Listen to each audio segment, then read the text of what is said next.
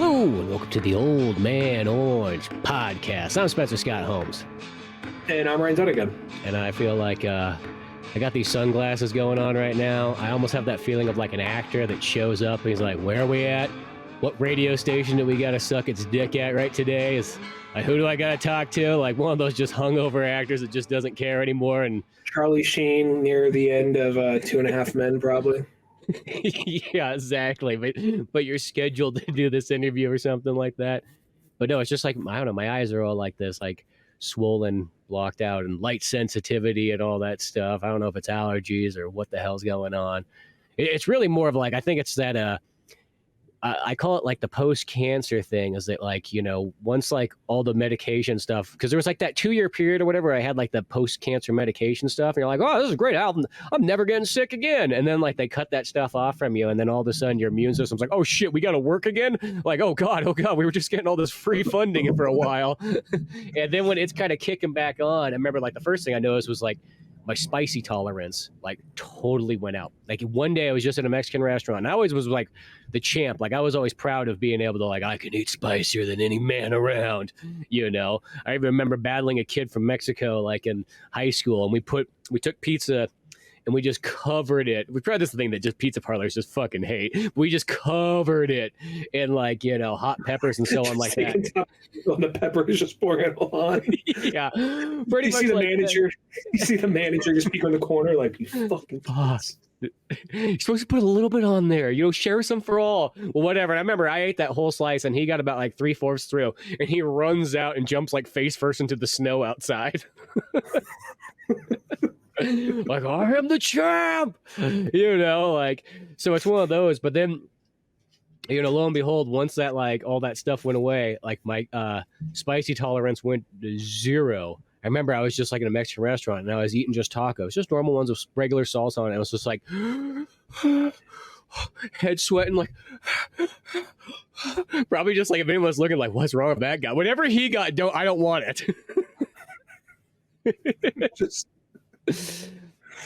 I'm just thinking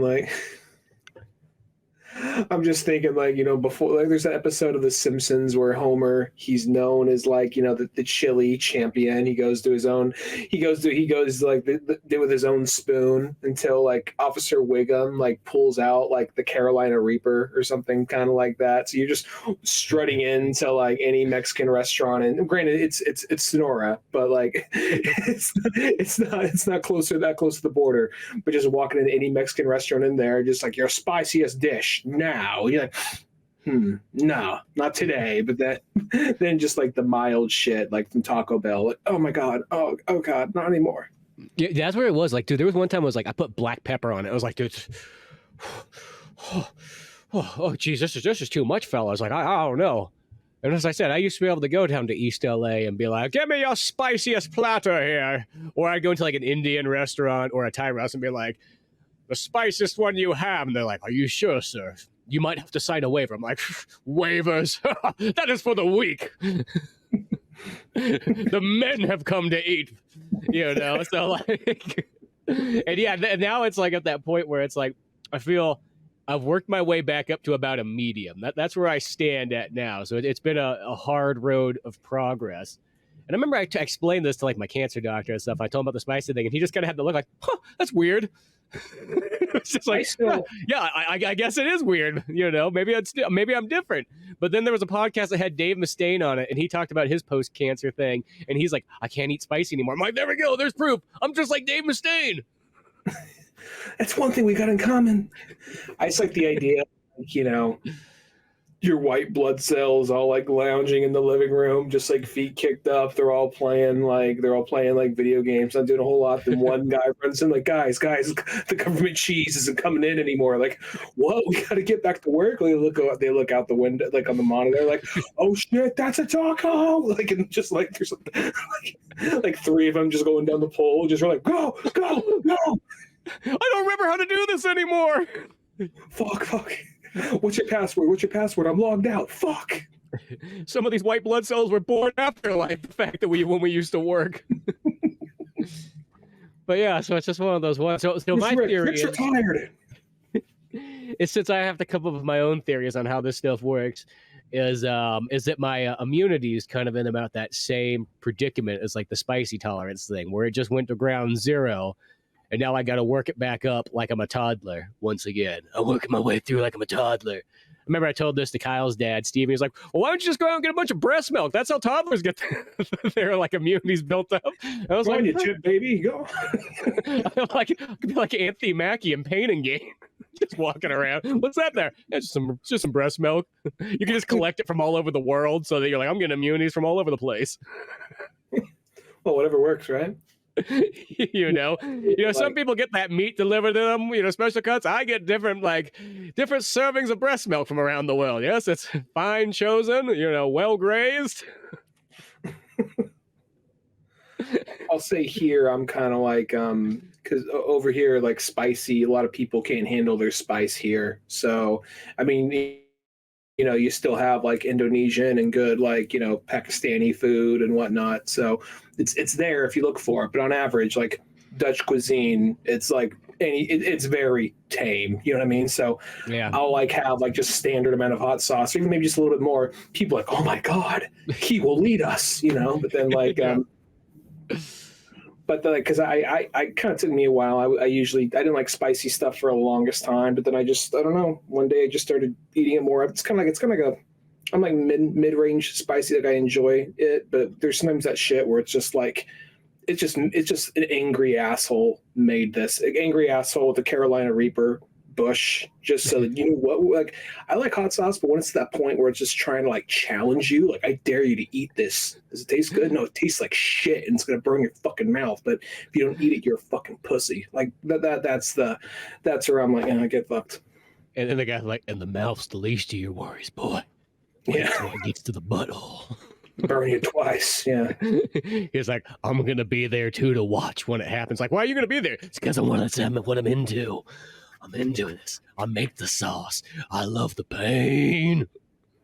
He's there jerking off with his own sauce for lubricant, being like, it burns, but I love it. This is what I need. You're in the restroom, he's just like stabbing a hole in there just to poke his eye in. No, don't stop, keep going. Yeah. Just see like red and orange. You see red and orange sauce just dripping by his feet by the bottom of the stall. He's like, it's what fuels me. It's what my blood's made out of. It's what my sperm's made out of. I'm all hot all around. You can't stop me. I was implying that he was using it as lube, but I mean that works too.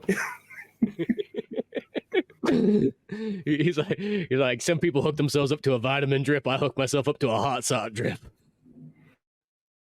I just hate myself that much, but it's the only thing that brings me joy. I put on a Rolling Stones album and I cook up some hot sauce and I shoot it in like heroin. Voodoo Lounge, not one of the good ones. No, I torture myself as I'm doing it. It's the only way. Not black and blue, not goat head soup, not tattoo you.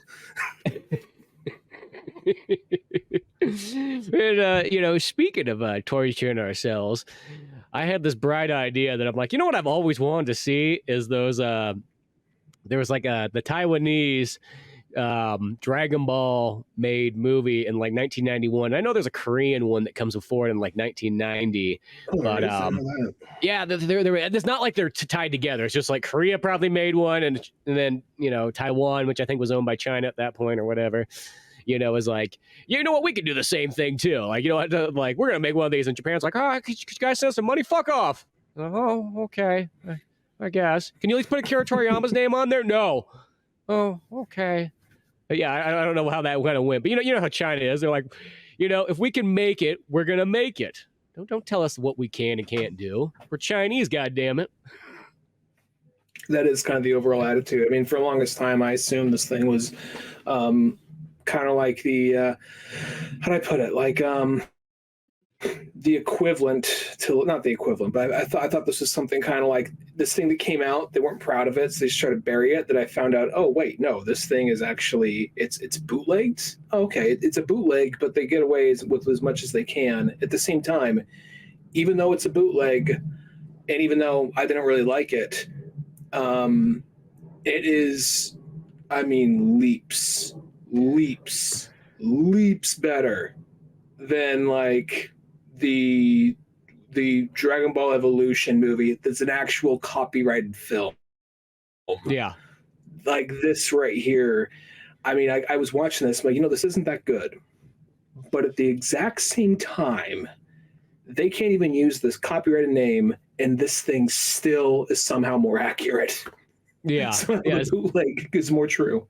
It's so weird. And this is Dragon Ball The Magic Begins. That's the one we're talking about because it does get a little bit confusing when you go to look for them and whatnot like that. But the interesting thing is it hits all the main beats of Dragon Ball. And it's not a Dragon Ball Z movie. It's a Dragon Ball one, too, just to kind of there. But if you've ever watched either read the manga, watched the anime, or even the first and fourth movie, because I literally just watched through that set of them just recently, too.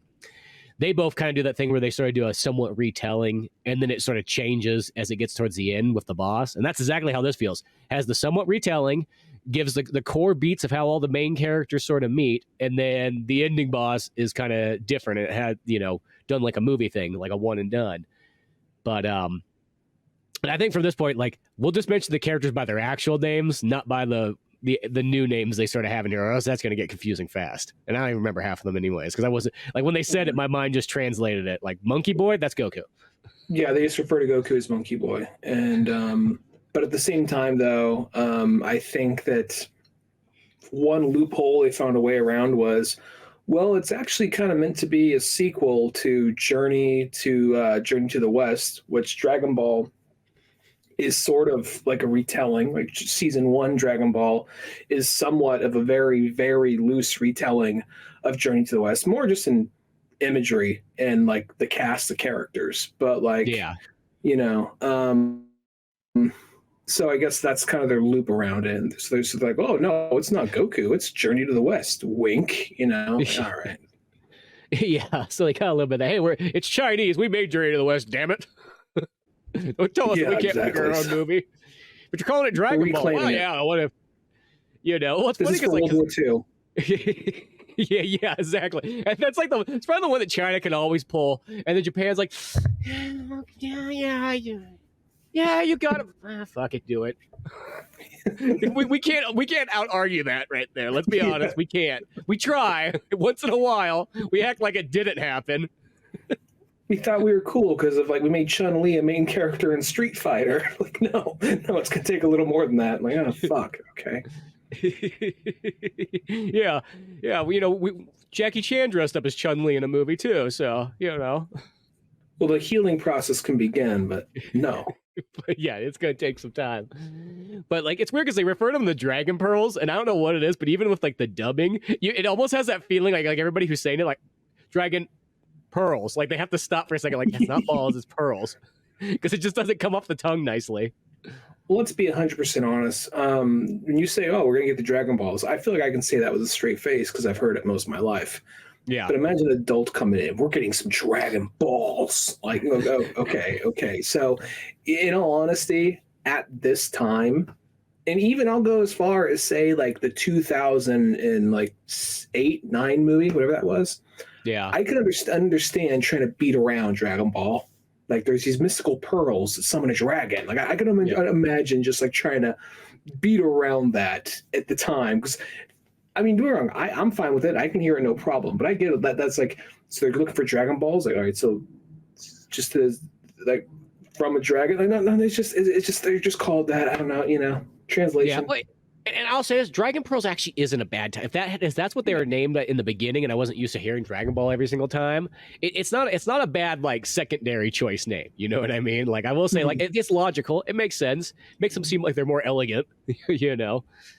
Yeah, it's also something to the effect of like this movie itself. Like I'm gonna like, I don't want to like totally shit down its throat because it's not really the worst thing I've ever seen or anything. It's not even like god awful. There's one part where it's like, holy shit, let's wrap this fucking up. There's one point where I'm like, God, this just keeps going.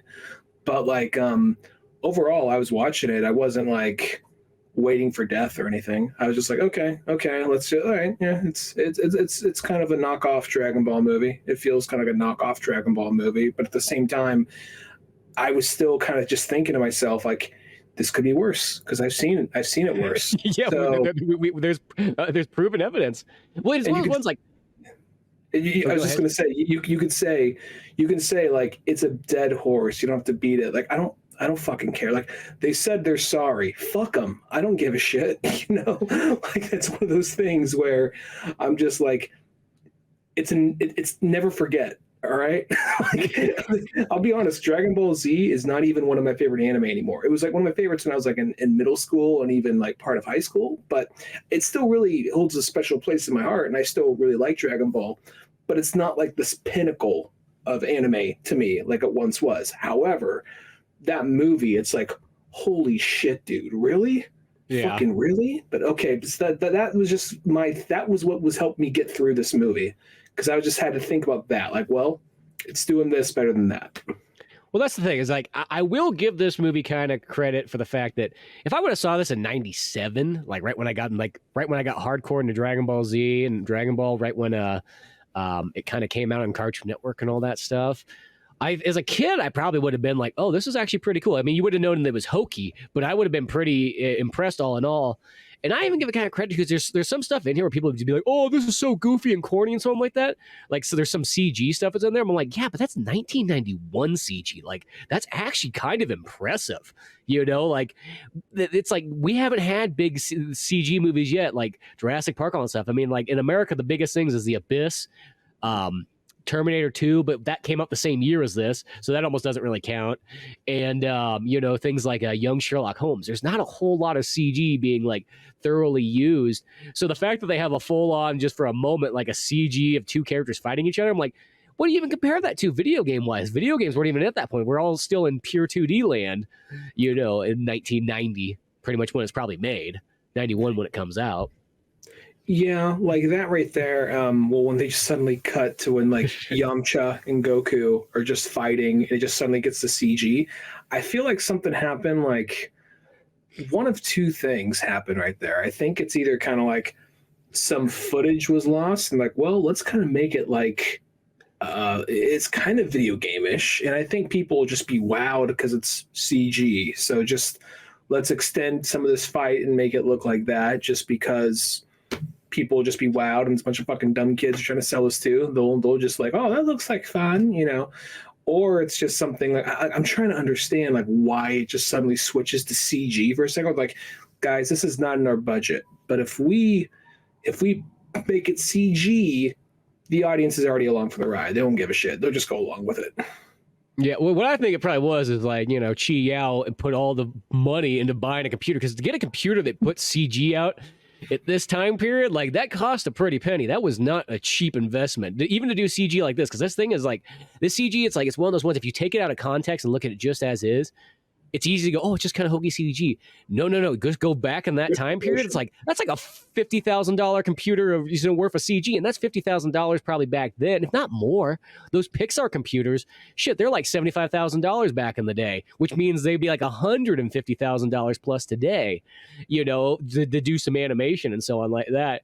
So, somebody spent some good money on it. Like, God knows how. I mean, maybe it's just sitting in the office for everybody to use who's making movies and whatnot, but it's definitely one of those things that it's either one, they just use it maybe as a trial run. They're like, well, we're doing this kind of goofy kids movie, trial run it on this so that when we get to a serious movie, we'll know what we're doing. It might be one of those kind of things, but yeah, it's definitely one of those things where it's actually quite impressive when you just think about the time period of 1990 running that CG. That, yeah, if you out of context, it looks kind of goofy, but then you're like, holy shit, that's actually pretty intense going on right there.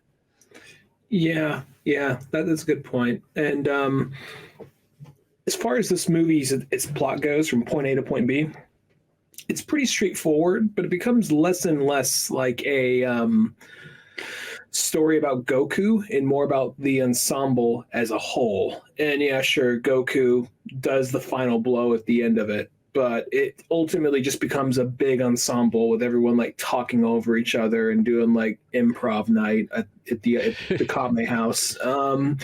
It's one of those things where as it goes on, because like I can almost like appreciate how like, now even though I was saying it's not as bad as the other one, I'm going to stop bringing that up after this, but like it's one of those things, like one of the things, like something like this falls flat. I think that, how do I put it? I feel like a lot of the times, like if you're going to make something, like adapt something into live action, I feel like first off, I think people have a little bit of this sense of like, well, now it's legitimized. It's adapted into live action. It's legitimized or whatever. But then I also, like, that's the attitude people have at times. But then I also think there's this thing of like, God, this looks so cool in live action, but this technology wasn't there yet, and this definitely wasn't at the budget for it. So I think something like this at this time, like, couldn't really, like, no, the animation already looks better, and we're just kind of watching the condensed version of it, and then we're also watching like these are knockoff versions of the characters, like literally, like they don't say their name, they don't have the same names, but you can kind of tell, okay, so the main bad guy is kind of a cross between Piccolo and Pilaf. Pilaf. You can tell who's supposed to be who on the team.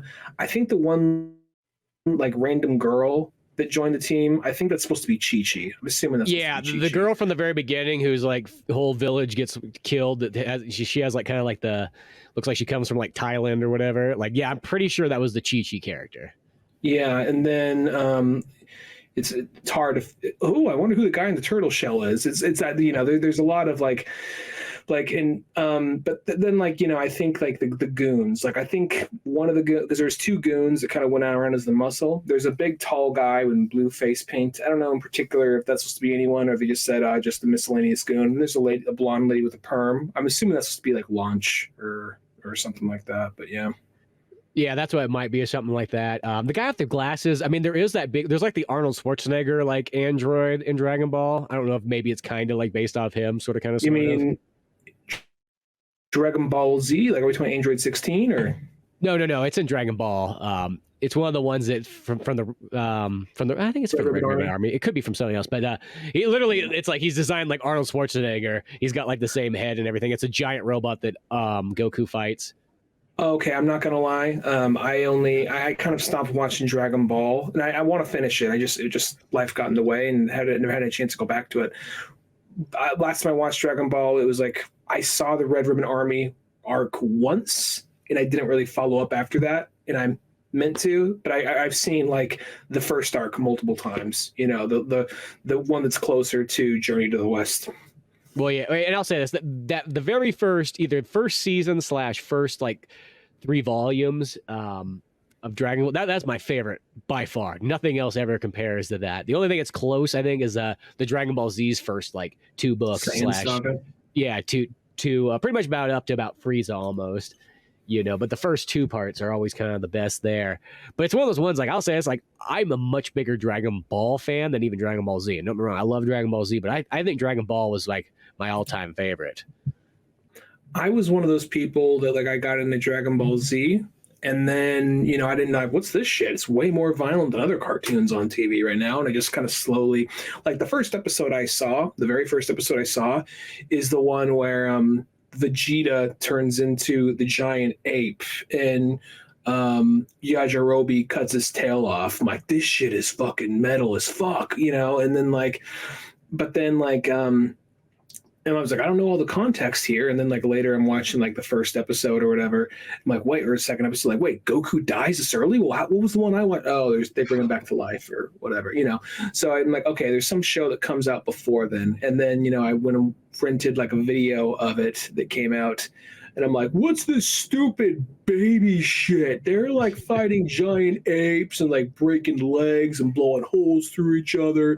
Now they're doing this stupid kid shit. And now I'm like, I kind of like the simplicity of the kid shit. I went back and looked at it some time ago, and like, yeah, I kind of like the simplicity of it. I don't know. Yeah, I like that stuff. It's ironic because it's actually more adult in the Dragon Ball one. That's like the thing that people don't really realize. There's way more stuff going on in that one, and especially when it comes down to those first 3 books. Because I say them that way because you can mostly buy them in a 3-book set or the first season. It's like the equivalent of it. Like, that right there is the best part of it all, because what I love about it is it just has the great adventure aspect. They're always going somewhere new. They haven't got to the point where everything becomes fighting, because even in Dragon Ball, like, that used to be the thing people go, oh yeah, Dragon Ball has all the adventure stuff in it. Well, by about season 3, season 3 to 5, they're just at the world tournament. They don't go anywhere else but the world tournament, and they fight Tien. They fight what's his name, Master Chow? No, I think so. So the guy that becomes a robot.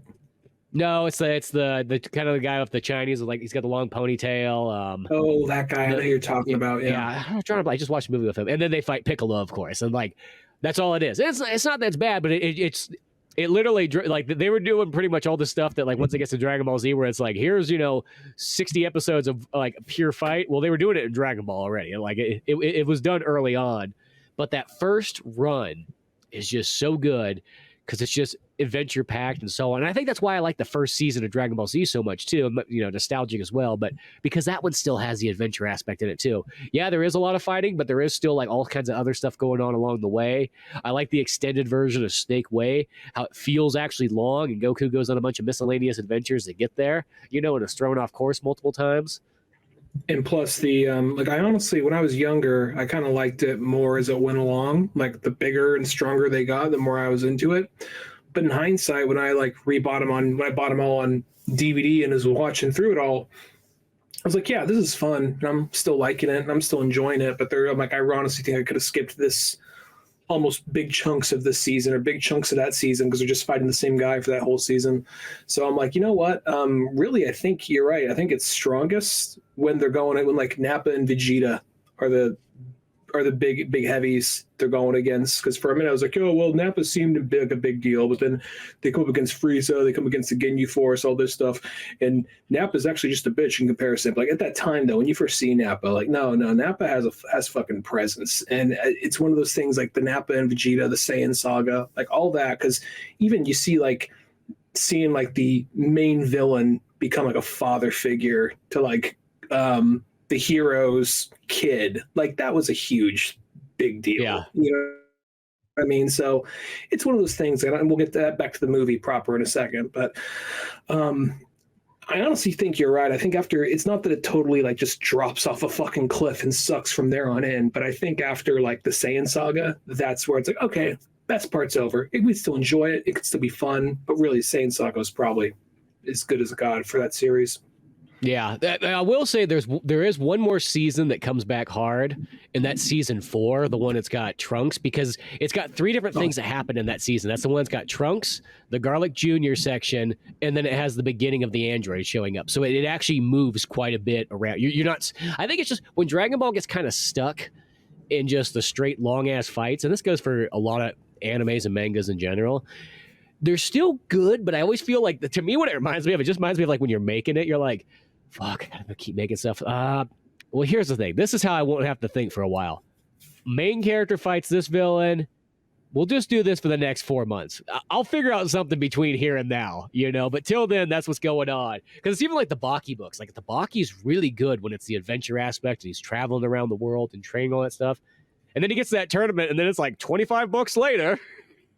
Still that same tournament, yeah. Yeah, that's what I mean. It's like, it's one of those ones, yeah, it's not bad. It's still enjoyable. And don't get me wrong, I love a good fight. Fights are like one of my favorite things in, anything. But you got to put a little bit of in between adventures and, switch the scenery up every once in a while. I think that's just what happens. I think it just becomes, because that manga schedule is so hard and so demanding that you get 19 pages out every fucking week. We don't give a fuck what you got going on in your life. This is you want to be a manga artist, right? Well, yeah, that's fucking right. Well, you know what? We print the books. We put your fucking name out there on Front Street. You think you're better than fucking all these other people on there? Believe me, there's a fucking kid out there on the street that'd take your job in a heartbeat. He'll eat you right here in front of me. He doesn't give a fuck. He just wants to draw manga. So you better fucking draw those 19 fucking pages. Come rain, shine, sickness, or death. I don't give a fuck. I'm going to resurrect you out of the fucking grave, and you're going to draw another 19 pages. Don't think that suicide can escape you out of this mess. That's what's written above the hallway of Shonen Jump. You have to slap that as you go. Yeah, you slap that. Like, you're going to jump to reach it. Oh, wait. Oh, he fucking hung himself? Oh, he's coming back to life. He thinks he's getting out of this shit? This contract ain't over yet. Fucking, I got the Dragon Balls. We're bringing him back right now. And guess what? When the Dragon Balls run out, we also got like the Necronomicon. You name it, we got it. Yeah, Shonen Jump. We bring them back to life, MacGuffin. Yeah. Yeah, anything and everything. We've collected it because this just happens from time to time. There's actually the pressure. There's the show was all right. I wasn't in love with it. I had its moments and I had some things I liked about it. But I remember on Octorok Talk we covered Dr. Stone, and the whole thing with that is people get frozen as stone, a new Stone Age starts, and then people start getting revived and coming out of the stone, and they start reviving people. And one guy they revive. He's frantically drawing. He's like, oh, he's a manga artist. Like, how long has it been? Has it been 2 days, 3 days? It's been like 3,000 years. Like, I missed the deadline. And he starts like drawing even faster. Like, oh, he's definitely a manga artist. Like, all right, that's pretty good. Yeah, no, that's totally it. It feels like the only guy that got the good contract was the dude that does the Hellsing books. I don't know how he did, because in his special features, he says he takes an entire year to make that book, unlike everybody else who makes that book in like 2.5 months. Well, it's probably, I don't know what good graces he got, but it seemed like he just like, I'm just moving at my own pace, bro. I just do what I want to do, and book comes out when it comes out. He must have had like a kickback on like some of like the animated shows or something. I'm wondering what he had going on or what good graces he had to make that happen. But yeah, he must have just not worked in the magazine section. I think that's probably what it is. It's like when you get stuck in the magazine section, if you just do if you just get to the point where you can just do straight up graphic novels, that probably is the more ideal way. You might not get paid nearly as much, of course, but it probably feels like that's the proper schedule that you probably want. But you get probably a couple like merchandising deals that kind of go on for a minute. You probably like coast off that. But as far as going back to this though, it's been a long time since I've actually watched Dragon Ball. Well, pretty straightforward, but at the same time, I am a little bit of kind of like there's some of the things like, all right, it's Asia, okay.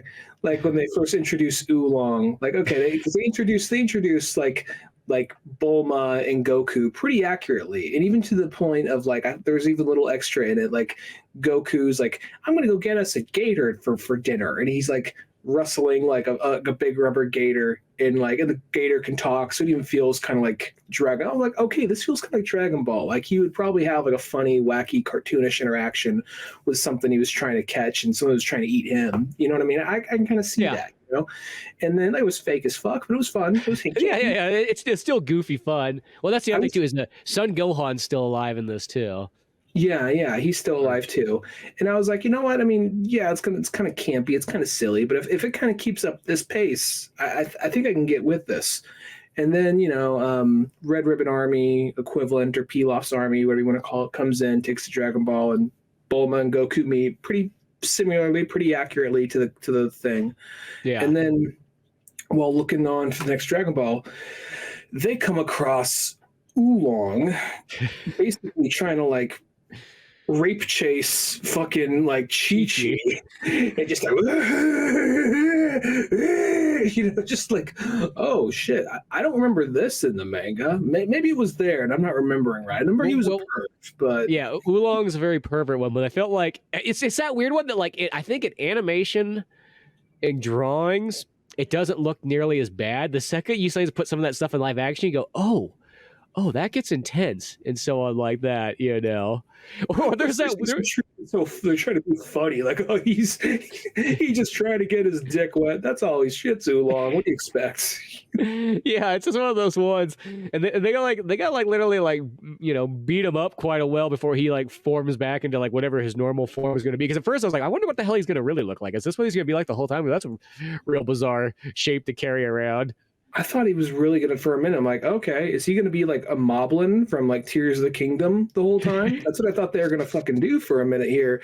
But then like after, like, I guess that's a thing, because this thing, it tries to remind you of like, oh yeah, it's also a comedy. So there'll be moments where it's just like, all right, guys, it really feels like they're just kind of like improvising, kind of like we're just going to do a funny bit and funny act for a while, especially if Oolong's on screen. And just like, oh God, let's just wrap this shit up. Like, because I feel like all his scenes are just like, look, he can transform. Because first half his little dance where he says it's me, slapping his head, doing this shit, and he.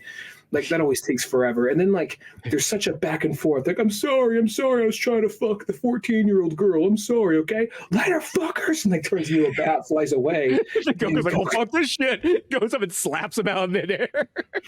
He's just like, oh, I'm sorry. You can trust me now. Like, okay, cool.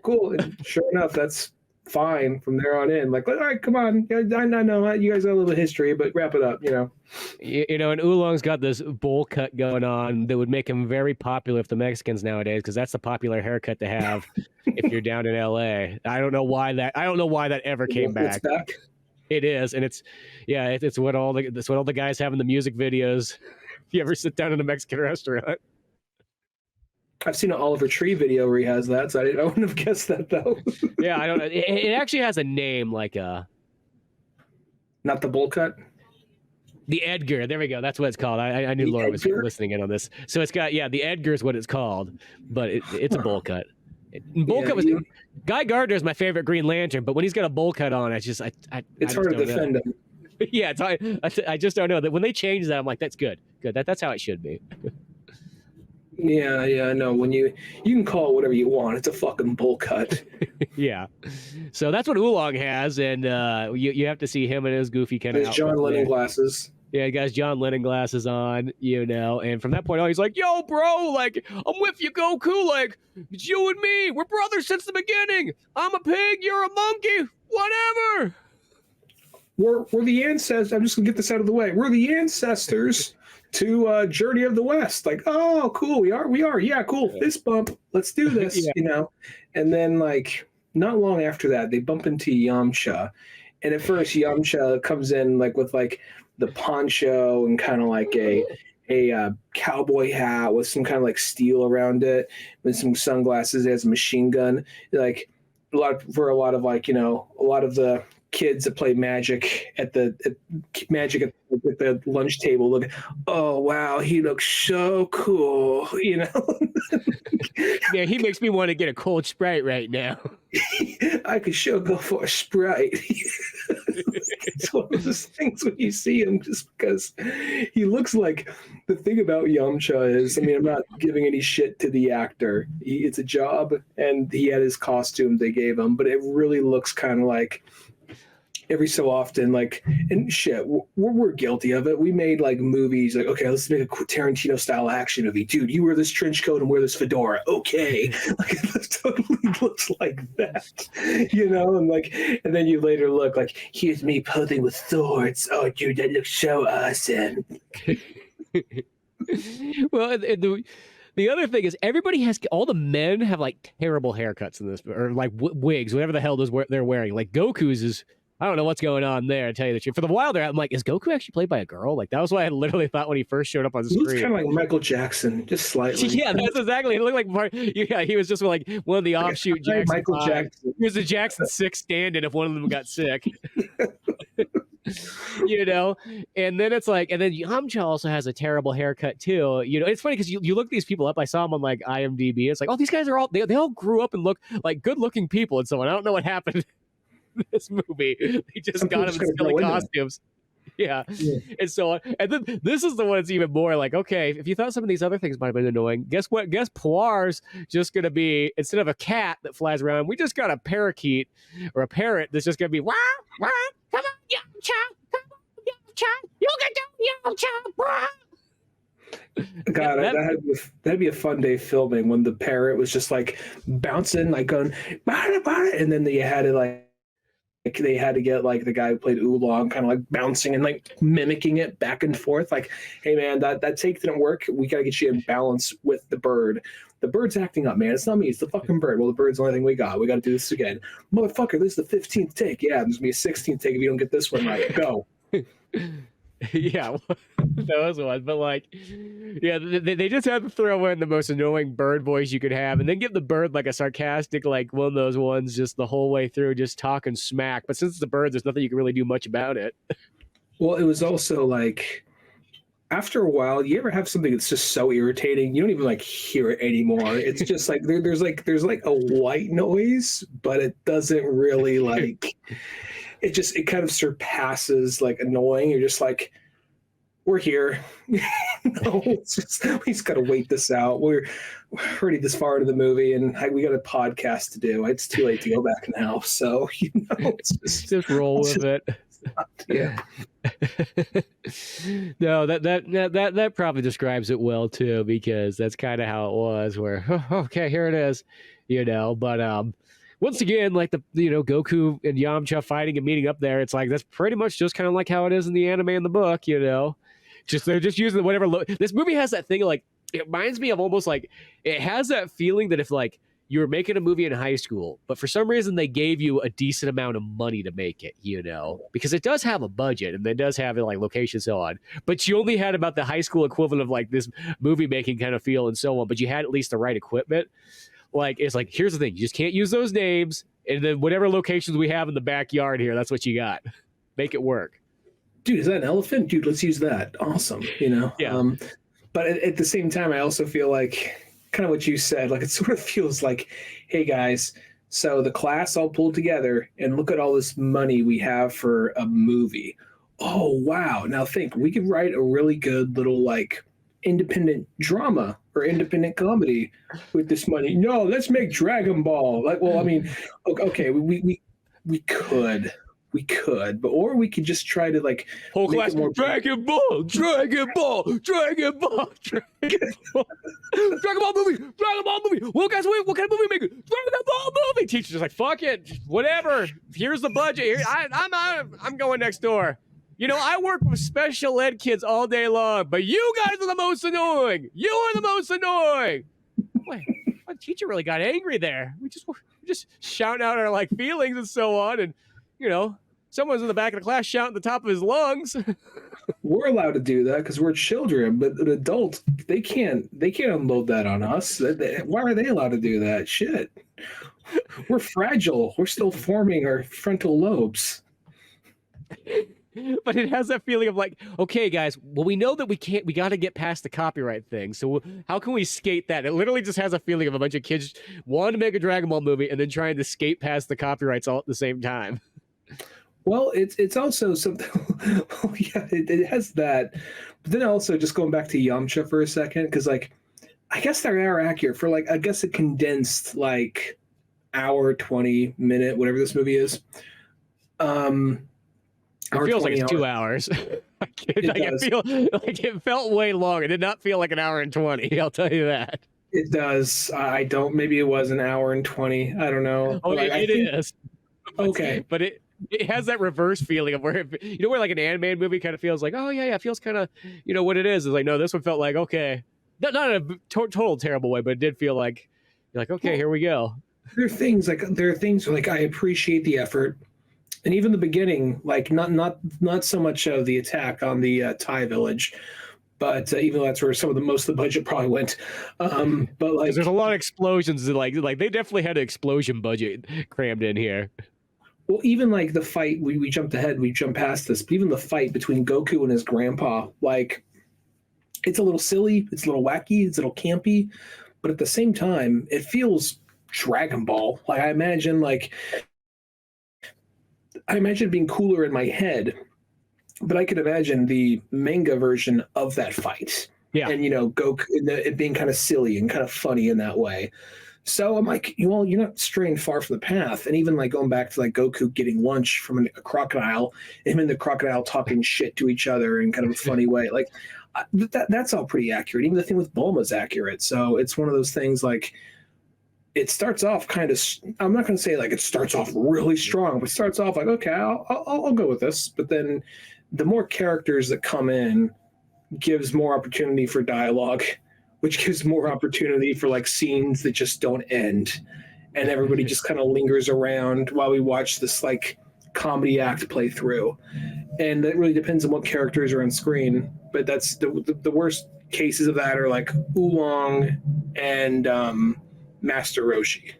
Yeah. Yeah. Well, and granted, you could tell that like they were making this, the Taiwanese were making this for like their like 8 to 10-year-old audience. That was definitely the game plan. Yeah, yeah, and then like, because even like going back to the fight with like I'll go back to Yamcha for a second. Like I'll give it credit to the extent of like Yamcha is like he is always like, oh, girls, oh, because that's the funny thing. It's the contrast of like he looks like a badass bandit and he looks intimidating, but he's scared of pussy, you know? Yeah. You just get like, what, how does that work? You know, but the thing is we get time to see both sides of him as the show goes on. And but so it's not like we're immediately presented a badass and then we're presented some guy who has no balls whatsoever when it comes to talking to a girl, where they're so immediately so quick together, and he just becomes more or less the guy who's scared to talk to girls, and it just becomes like a one-note joke that just keeps going on and on and on and on, and that's all we really get to see other than him fight again at the end. So it's kind of like even Yamcha, I'm not blaming the actor, but just even his bit, it was just like, okay, all right, I fucking get it. Let's expand upon this, you know? Yeah, no, well, it is kind of like that because that is the thing in the manga. It's like the joke is everybody has kind of like stupid wishes. Like nobody has a good wish that they really want. They all want these really like kind of mundane, like dumb ones. But you can see personally to them, that's all they care about. So I think that's sort of like what it's going for. But yeah, they run with some of those jokes for a while. Because especially because I think it's right after the Yamcha one, the next thing they get to, and then, they have a couple action scenes in between with like the Emperor Pilaf's type. They're like Flash Gordon gang, because that's sort of what it is. Because like they come from space. That's a big thing. Like that starts in the very beginning movie. It's like they literally have this like Flash Gordon meets like Masters of the Universe army comes flying in looking for the Dragon Balls. Another thing that was actually... Oh, sorry, go ahead. Okay. Oh, I was just going to say, and they're just dressed up like hardcore 80s sci-fi looking, like sci-fi fantasy. Another thing about Emperor Pilaf / Piccolo was he had this weird thing. Like I appreciated that he just had kind of like static and one light would light up. Like he's kind of like... I don't think they put this much thought into it, but at the same time, I think it was just to catch the attention of the kids, but like one eye would be flashing, the other eye would like be like delayed, and so it's kind of like it's like an unstable energy. You know what I mean? Yeah. Like it's like I thought that was kind of interesting. The thing that made it bad though is they had the same 2 sound effects happening every time his eye like blinked red. Like it was the same sound effect. It's like no, you'd show that. You don't need the sound effect every time. Have the same like pew. Yeah, no, okay. it definitely did repeat that stuff there. It's weird. It's like that thing. It's like this movie has like high budgets in certain areas, and they see like, okay, this is where we got to cut it at. Yeah. Well, it's also kind of like it's like a high budget episode of a Kiss. No, not a high budget, standard budget of probably something around the range of like Power Rangers or something like that. Yeah, because that's probably true. It is like it has that made for TV Power Rangers kind of feel. With just certain other things where there's just a little bit more explosions, and of course the CG once again, like that right there at that time period, you had to have something to run that CG on the computer. So yeah, because that's where I think when that first real big, other than like a couple like they show the dragon and the Dragon Balls and some things like that, but I think it's in the Yamcha battle. That's when that first CG where it shows like cuts to like their fists like punching each other, and then it spins back out, and then it's like a whole CG world, and then they throw a couple more punches and kicks and so on like that, which almost just looks like a demo scene of like, okay, this is what our graphic engine is gonna look like on the 3DO.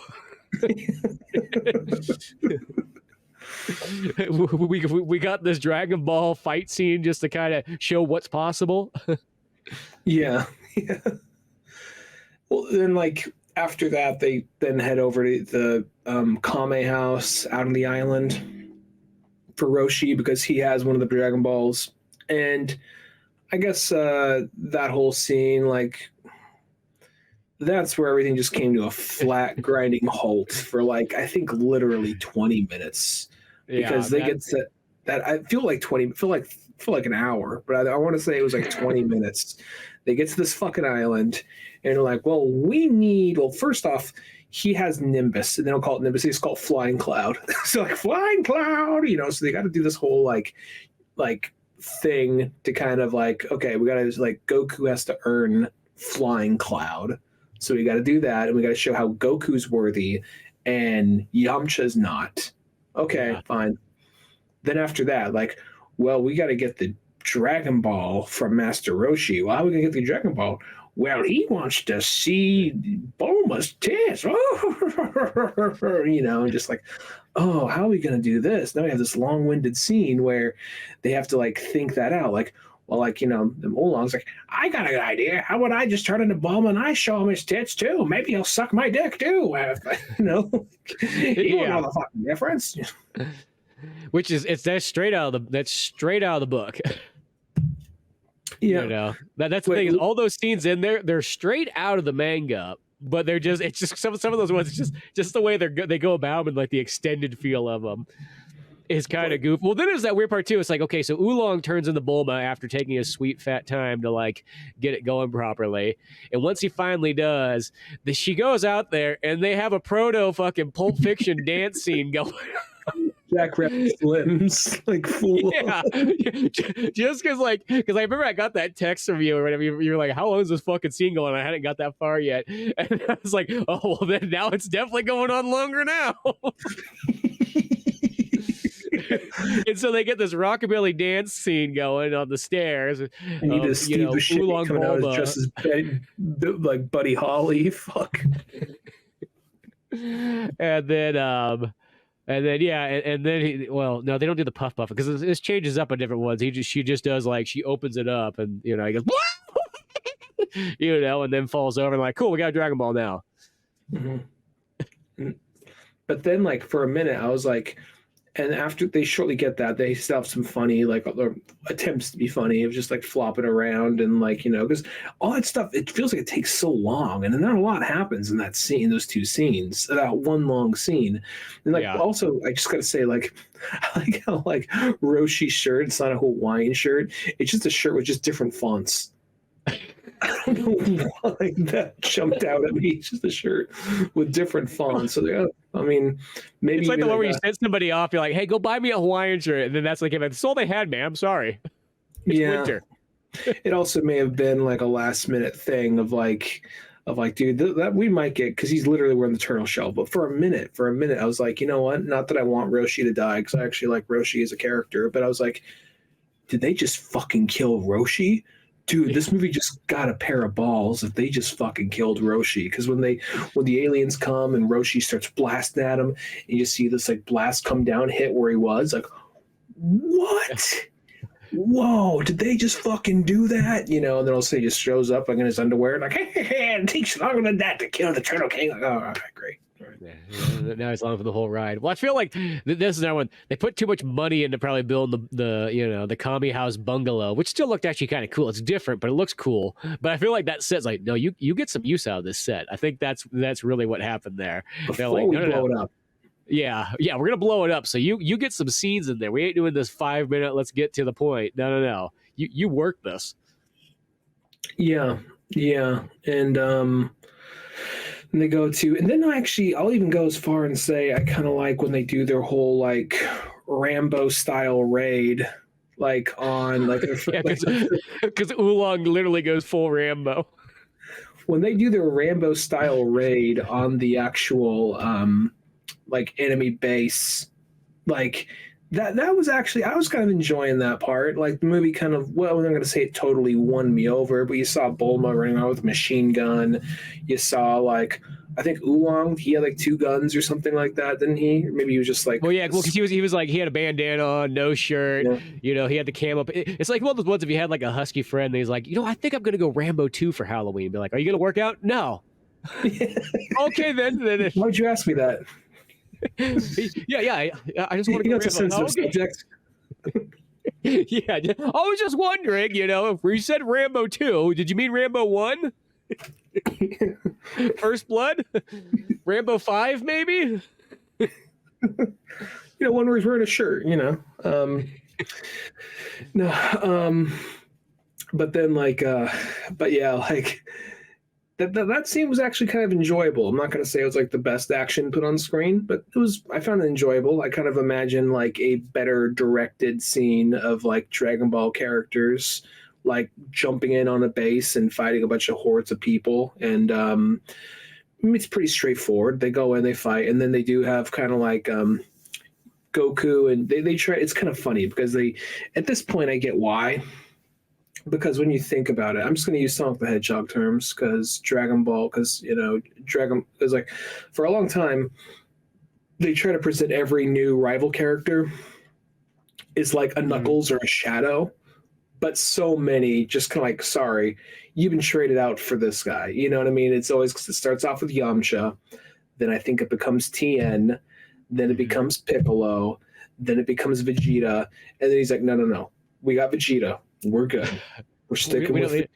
And even Krillin for a minute. It's technically Krillin, because Krillin is like, at first he's like kind of an ass, so like he's almost like a rival. So because really it follows that format's like, it follows that format till the end of time. It literally follows that format all through Super. Like, don't change it. We've been doing this since '84. I mean, you still have the villain that comes in, eventually becomes a friend even after Vegeta, like Majin Buu, and I haven't finished Super, but I heard Frieza doesn't become a best friend, but becomes kind of like more on friendlier terms by the end. Yeah. So,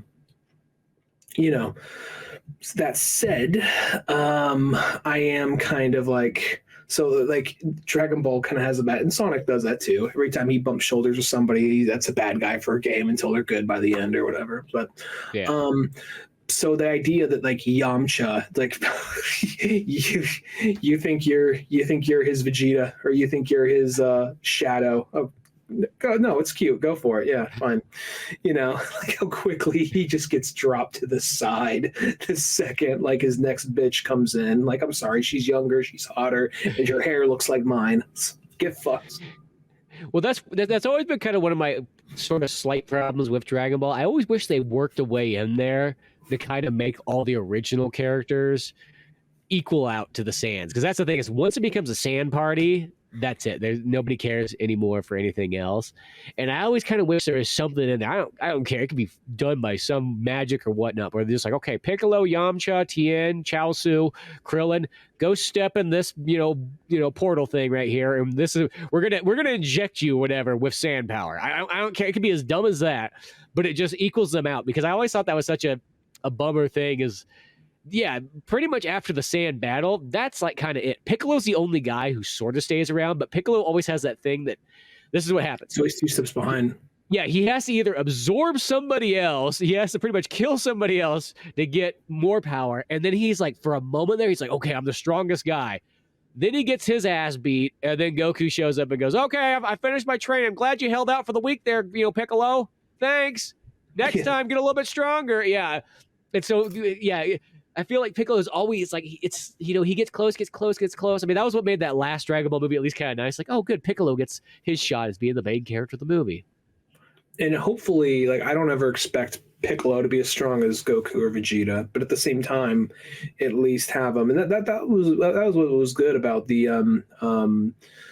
superheroes movie, is they did the whole thing where it was like Goku and Vegeta are off planet, and we're the B and C guys. We gotta, like, there's a time where you would have considered Gohan and Piccolo the A guys, but now they're the B and C guys along with like Krillin and all that. So the idea of like, we gotta handle this shit. So that was kind of an interesting concept. But and I don't know what the next movie's gonna be when it's coming out, but going back to this one for a second, because then we could talk about other aspects of Dragon Ball if you want. But at some point, Pilaf or whatever ate the Dragon Balls just for storage. I don't know. He's gonna like just shit them out later. I don't know. But like, and then like something I thought was actually, I mean, it doesn't make so much sense why he'd fucking eat them to me. I don't know why he'd do that. But then like I thought that was an interesting way for Goku to like defeat him, is like, because after like Yamcha and Goku work together to try to beat him, they can't bring him down, so they just jam the ball in his mouth and close his mouth, and the dragon bursts out of him. Like, that's kind of an interesting way to do it. No, I thought that was a kind of a cool way too, and then you get the big old golden like Chinese New Year dragon comes bursting out of him. Default dragon came with the program. it's like the dragon that came in the kit that you're supposed to paint. Yeah, exactly. How to like paint, like we gotta do this with every individual scale. Fuck it, just make it all one color. Like, that's not green. Fuck it. Yeah, well, once again, they probably had to jump the copyright somehow, some way, whatever they had to do. Yeah, but yeah, so the dragon comes out. They do the wish back Chi-Chi's whole family and village and whatnot, and then also the other interesting thing is because you think this whole time, just like in kind of Dragon Ball lore, that Gohan, Grandpa Gohan is dead, and it turns out he was just captured by these guys. Yeah, he just. Which I will say, like, if you would have just done the thing where Gohan died, just to at least give that more like, oh shit, that's why Goku's going to fight stronger and go on this adventure. And then do the thing where Master Roshi died even too. That's like, this would have got intense. You know what I mean? Like, you would have been up in the state. Either that or it's just like, we just kill senior citizens here. Yeah. Like, what's this? Like, give me that walker. We killed Chi-Chi's dad. Yeah. Give me that walker. And they just shove him down, like, not even like a whole flight of stairs, like just 3 steps. Yeah. Take away his like alert necklace. Yeah. He's like, yeah, that's how you stop them. Once they're on the ground, they can't go anywhere. The ground, their one weakness. But like, they got so used to chairs and sitting high up, raised beds. But like, so then we get, that's the movie, and then they're like, well, Yamcha's like, well, I wish for like another fight with you. Like, they have a fight, and then just cuts to like CG, and that's where he does the Kamehameha in CG. Okay. Yeah, well, because it's like, Master Roshi fires some beams out. He just points his hand, and a beam shoots out, and he blows shit up. It looked like he did a I forgot what's the thing that like Tien does, like flare something. Yeah. Well, there's a solar flare, but then he's got the tri-flash or whatever the heck it is. Solar flare or tri-flash. The solar flare is Tien's moves, right? Yeah, that's one of Tien's moves. They teaches Krillin, but that's like the blinding one. And then he's got the beam where he shoots that beam and it just destroys shit. Krillin has one of the most badass ones, but no one else really ever. I want to say like Goku. Destructo Disc. Yeah, he uses it to take down Frieza, but Destructo Disc, like he's just like, you throw in a fucking saw blade, and everyone's just like, Krillin's weak as fuck. Like, he's throwing laser saw blades. Come the fuck on, Yeah, as I said, that's one of my things. I just always wish they equaled that roster out a little bit better. Because that's pretty much what Dragon Ball is. It's like if you had a fighting game that had like 24 characters, and some characters were just way more overpowered than everybody else. Is like, that's sort of how it feels. And they're like, we're not gonna fix that. Whatever. Get used to it. Well, you didn't come here to play as Krillin, did you? Well, I kind of like Krillin. Yeah, of course you fucking like Krillin. Well, I feel like whenever I play like a Dragon Ball Z fighting game, I feel like more often than not, I mean, yeah, sure, Goku and Vegeta play just fine, but I like playing more as like, I feel like he's not my favorite character in the franchise, but for some reason in Fighter Z, Dragon Ball, Fighter Z. I think my best character is Captain Ginyu. I don't know why Captain Ginyu is my best character. I'm not sure. I'm not like really I really don't have any real major strategy, but I just won most fights with him. But I really like Krillin. I really like, I just like a lot of the oddball character, Kid Goku, a lot of the oddball characters. Yeah, no, same here. I like all that stuff too. And as I said, because at least in the video games, the characters are equaled out that way. You know what I mean? Other than the fact that in some of the older ones like Budokai and so on, it's like, well, okay, Yamcha can't go Super Saiyan or anything like that, but but still, it's like, I just always wish in the stories, like, because that's literally, the farther it gets Dragon Ball, it's just like everybody just takes a back seat, all the main characters. It's kind of like all the main characters, and then it's pretty much just Goku and his new friends. That's really what it is. Like one of those stories where Goku got all these friends, and then he kind of got some, he got kind of up the power scale. He got a better job. His career started moving ahead of everybody else's, and then he kind of just wasn't hanging around them as much anymore. He'll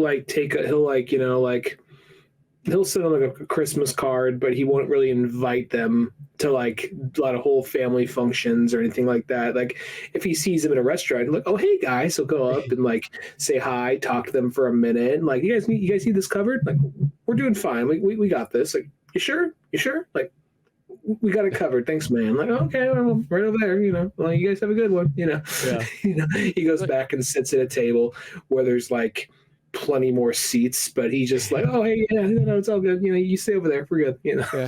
It's kind of a sand party. I'm just saying, I'd invite you guys, but you're not sand, so you just you wouldn't relate. It's just a different world thing. It's not a racist thing. It's just like it's not a race thing. It's just it's a culture thing. You get me, right? There's like 6 of us left. Yeah. It's one of those things, as long as me and Vegeta keep spawning new children, we can make more of them, but that's about it. Yeah. We brought back Nappa once. That didn't work out so well. No, we try to. Yeah, you think we think we're not very progressive? Try chocolate and Nappa. Shit, I mean. Yeah, he came back and he was still anti-Earth, so we tried to talk some sense into him, and then Vegeta blew him up, and it felt like a waste of a wish, but we tried. Yeah, it is what it is, though, right? Raditz has fallen down. Like, what is the equivalent to saying QAnon? So he can't really like. Yeah, don't bring shit up to him. Yeah, don't bring him up. He's one of those ones. Once you get stuck in those ways, it's hard to come back. So yeah, we're just making do with who we got left. No, it's one of those things. Like I was gonna say, I'm not talking about like a Dragon Ball like adaptation, but I think that I am okay with like. 'Cause I want to say I don't know if it's a movie or a show, but there's some kind of like other version of Dragon Ball coming out where it's like, what if Vegeta landed on Earth around the same time as Goku, and it's at least babies. It's what? Like they both land there as babies. They're at least kids. They're both at least kids. I don't remember if they're. Let me see if I can find this thing. I don't remember what it's called, but Dragon Ball reboot. I know that they are at least like kids. Kid Vegeta. So it's like Gotenks and Trunks, but it's Vegeta. No, it's literally. No, this isn't the thing. No, it's literally like Kid Vegeta. Let's see this. Kid Vegeta. This has to be so thrilling for people to hear me poorly type shit out.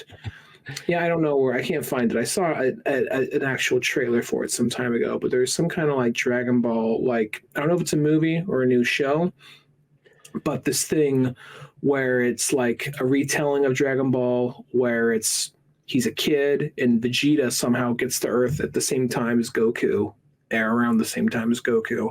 And like, what if Vegeta was there earlier on? So that itself could slip off and fall and hit their heads at the same time. Well, I still think one of them's like a dumbass. One of them is Vegeta, But at the same time, like I think that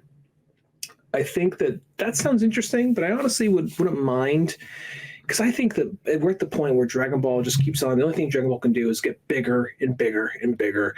And I honestly wouldn't mind if they did like not like a full on, like maybe a side thing, but like kind of like a reboot of Dragon Ball on the side, but also found a way to incorporate Dragon Ball characters, like kind of keep them there. Because something about Oolong, like, okay, yeah, he can turn into shit, but make it something kind of interesting. Like maybe like the idea that like, oh no, there's another fighter there. We need someone to hold him off. And Oolong turns into, like, say it's a big guy. Oolong turns into that big guy, or turns into like another fighter they've came across earlier. He's not as strong as that guy, but he could, at least since he took the form of him, he could like, do some actual fucking damage.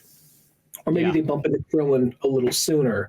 You know what I mean? Like Krillin, maybe because Krillin, he could be like a disgraced monk or something, to prove himself. Just any number of things that kind of like just to mix it up. So it's like we don't have to say, because don't get me wrong, I like Dragon Ball, but I mean, I think we could just do an interesting reboot of it by this point. I'm not talking about a live action reboot. I'm not talking about something produced by Disney or some shit. I mean, something produced by Toei. Just mix it up a little bit, just so it's not always like they're another guy from space or something from their past. Like just mix, like maybe they bump into the Red Ribbon Army, or just bring in aspects of Z even sooner, but just Dragon Ballify it, just give it more time to build up.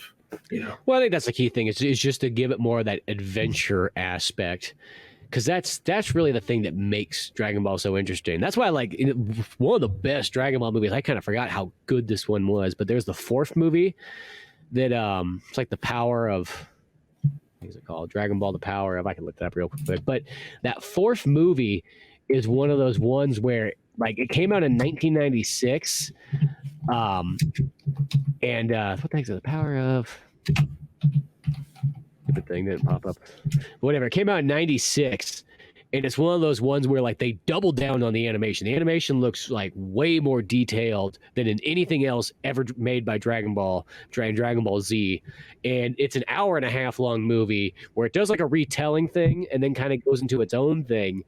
But it just captures so much great elements of all the Dragon Ball stuff in there, kind of like pieces together. Like it does like season one, like right before Krillin sort of comes. But it hits hard and the action's really good. The animation's like way over the top. They got some like hardcore like shading and lighting going on in it. It's interesting because it's just you don't see anything else that ever has that caliber of quality to it. Now, granted, this is made pretty much right after Dragon Ball Z is completely done.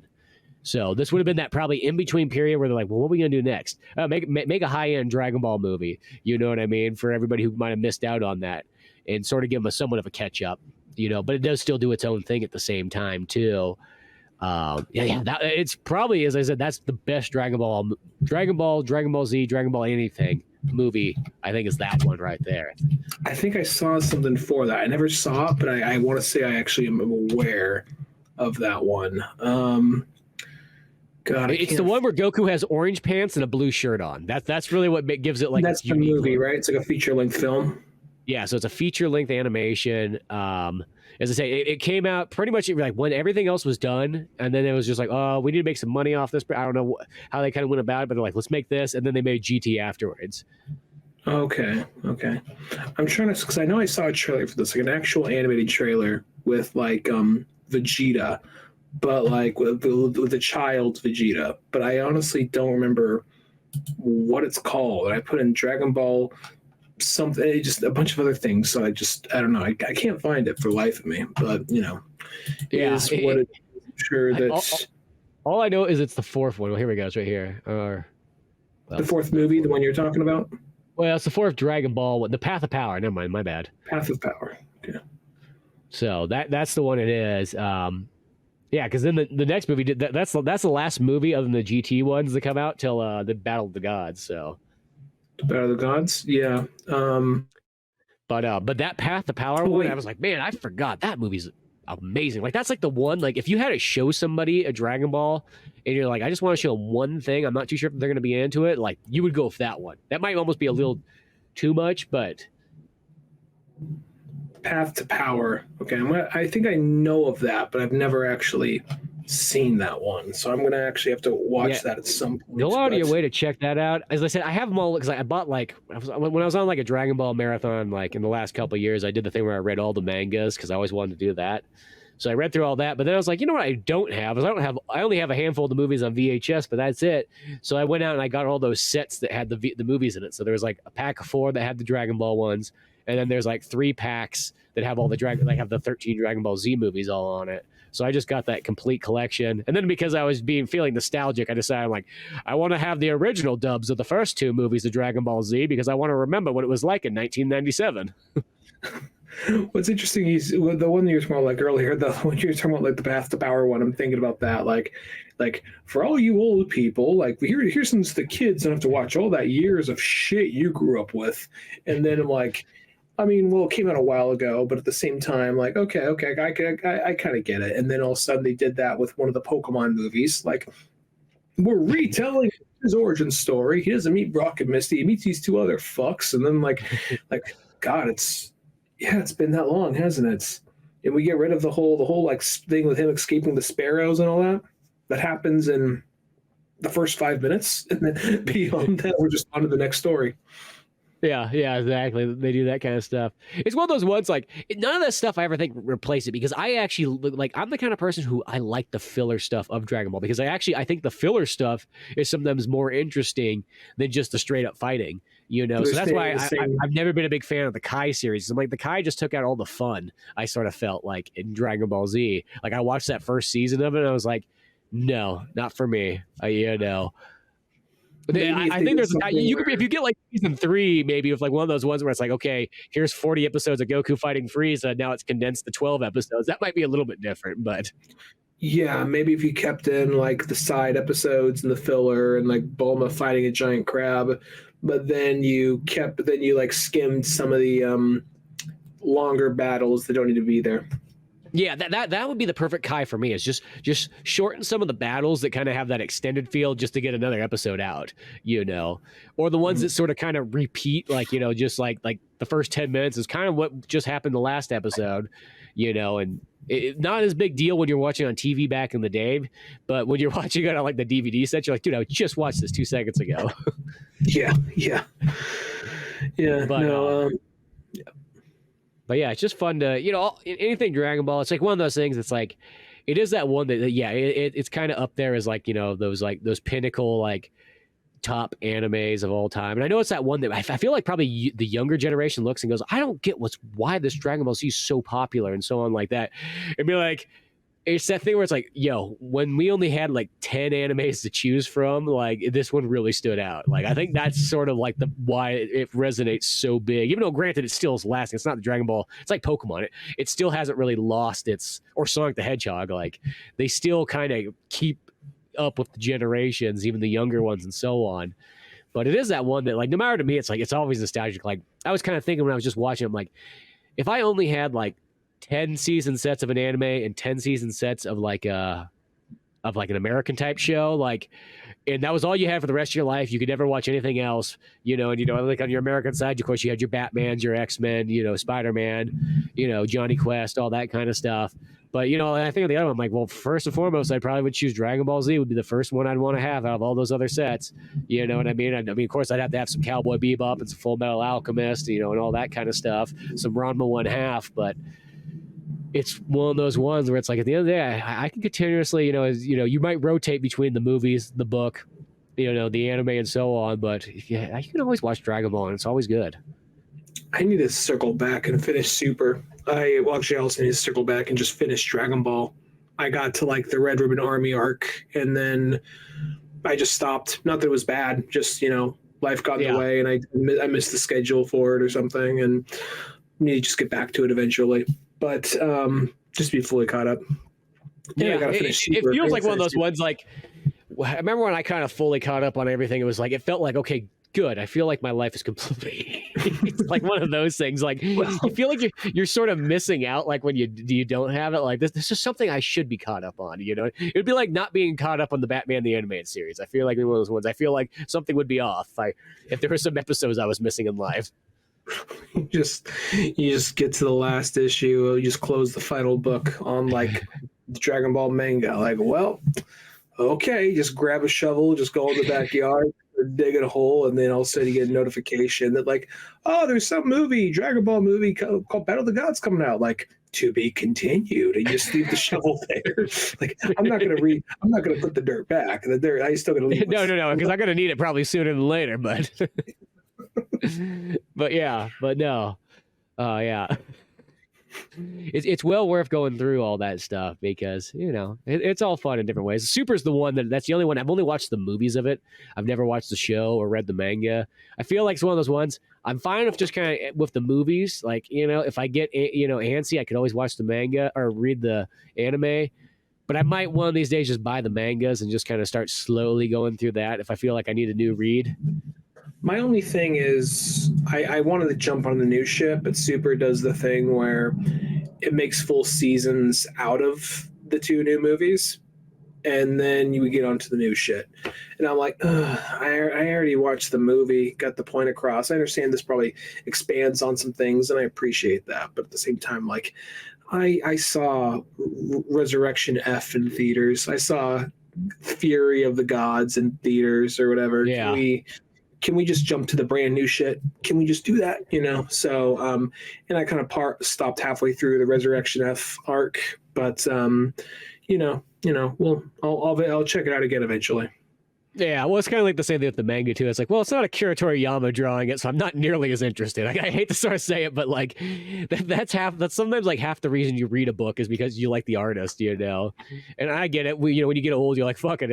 I drew, because I thought about like if you add up like just Dragon Ball alone, it's like over 10,000 plus pages. Just mind blowing. So I get it. Don't get me wrong, I get it. But it's like at the same time, it's like, if he was there, I'd make sure he doesn't go hungry tonight. But since he's not drawing, I'm not too worried. That other guy can go hungry for all I care. I'll get around to it someday. I'm sure he's a great artist. I'm sure he's doing fine in life. I'm pretty sure there's food on the table every night. But it's not a Akira Toriyama drawing, so I'm not nearly as interested. Kind of like when Frank Miller doesn't draw a book. I'm like, not nearly as interested. I know he might not draw as good as other people, but I like the way he draws. It's goofy. It's weird.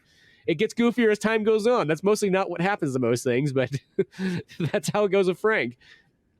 I thought him and Andy Kubert were a good team up because Andy Kubert, it's different than Frank's style. But is that the Daredevil ones? Andy Kubert, well, that's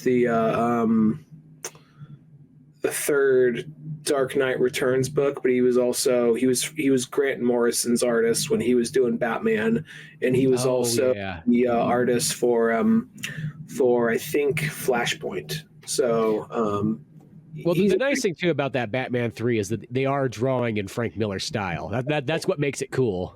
Mm-hmm. Well, like the side issues, yeah, the from the world of Dark Knight when it shows the mini issues, like, okay, Frank got to go do whatever Frank does over here. Yeah, and so you still get actual Frank stuff too, which is cool. But yeah, Dragon Ball, magic begins. It is definitely filled with a lot of magic. You will feel the magic when you watch this. You'll definitely feel it when you see some weird stuff on the Roshi Island. But I think it's well worth watching for any Dragon Ball fan. It's like one of those ones you just might as well at some point. It's not like you got to stop everything else Dragon Ball you're doing. Definitely do it later in life. Yeah, we watched it off YouTube. That's the great thing about YouTube nowadays is that they just don't care about old movies like they once did. I mean, they still pull things down left and right because I do find in my list, I'll be like, what the hell was that movie that was taken down? Now I don't even know what it is. Could you at least leave the title up for me so I know to search for it again? Because now I don't know what it is. It's just a blank spot. But for the most part, it feels like they're not nearly as like that's on their low totem pole of things to worry about is people uploading fucking old kung fu movies and shit. But yeah, worth checking out at least just to see it, just to say you have.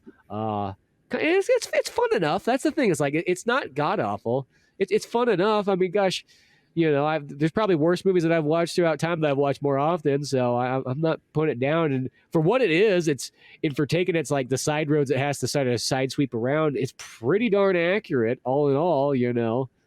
For one more time, it's better than the actual licensed movie. And yeah, there's a couple of moments and a couple of scenes that are enjoyable. Like, I'm not going to say I loved it. I don't even feel the need to ever watch it again. But it was one of those, is someone who likes Dragon Ball. It was just an interesting little history, and I guess a little piece of history of it, Yeah, it's one of those movies. If you watched it again, it would only be well worth it if you had a group of guys together that was all into Dragon Ball, and you had a couple of beers and you watched it that way, and you did sort of an audio commentary. I feel that would be the second way you would watch it.